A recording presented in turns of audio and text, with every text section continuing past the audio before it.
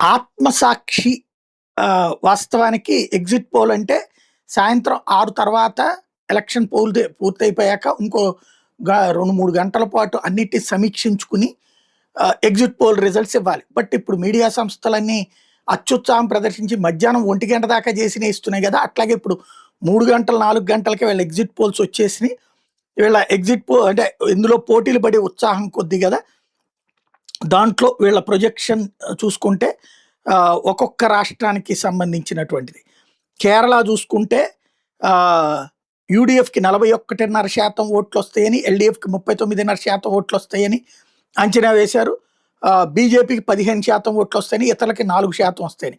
యూడీఎఫ్‌కి 76-81 స్థానాలు వస్తాయని, ఎల్డీఎఫ్‌కి 61-66 అంటే నెట్ టు నెట్ మధ్యన యూడీఎఫ్ అధికారంలోకి వస్తుంది. బీజేపీ 3-4 స్థానాలు వస్తాయన్నటువంటి అంచనా వేశారు. అట్లాగే అస్సాంలో వచ్చేటప్పటికి కాంగ్రెస్ పార్టీకి 42%, ఎన్డీఏ అంటే అదే కాంగ్రెస్ కూటమికి, ఎన్డీఏకి 46%, ఇతరులకు 12% వస్తాయని, కాంగ్రెస్ 40-46 సీట్లతో సరిపెట్టుకుంటే ఎన్డీఏ 84-90 స్థానాలు గెలుచుకుంటుందని, ఇతరులు 2-3 గెలుచుకుంటారని అంచనా వేశారు. అక్కడ వాస్తవంగా 64 కావాల్సి ఉంటుంది, అది వస్తుంది అన్నటువంటిది.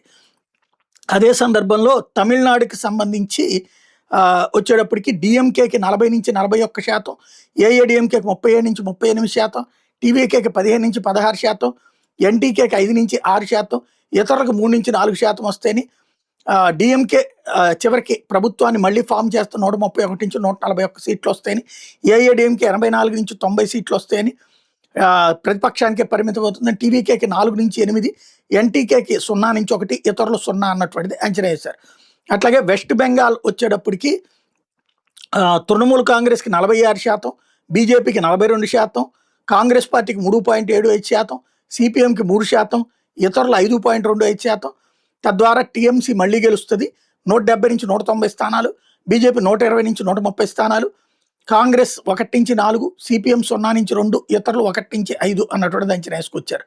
అలాగే పాండిచ్చేరి వచ్చేటప్పటికి ఎన్డీఏకి 41%, ఎస్పీఏకి 38%, టీవీకేకి 16%, ఇతరులు 5%, ఎన్డీఏ 15, అక్కడ మ్యాజిక్ మార్క్ 16, ఎన్డీఏ 17-19తో అధికారంలోకి వస్తాయి, ఎస్పీఏ 11-12తో ప్రతిపక్షాన్ని పరిమితం అవుతుంది, టీవీకేకి 1-2 వస్తాయి, ఇతరులు 0-1 అని.